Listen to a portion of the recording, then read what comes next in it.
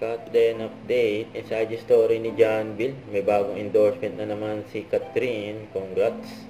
Mula na blessing si Catherine. Ito yung behind the scene ng bagong endorsement ni Catherine. Nagkaroon ng contract signing dyan sa studio ni Catherine. Zion Philippines. Ang bago niyang endorsement. Contract signing.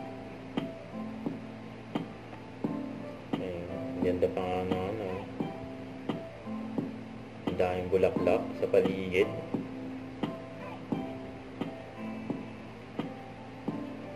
Contract signing ni Catherine for Zion Philippines. Massage yun congrats si Catherine. Umuulan talaga ng blessing.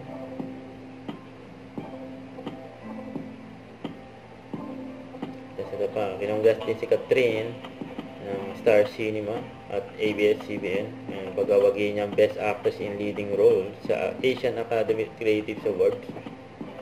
Pumalo na ng 2 million views sa TikTok. Yung Maybe This Time Dance Challenge ng Kat din. Grabe yun.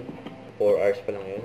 Tapos ito naman yung cover ni Alden sa Filipino-Japanese Journal.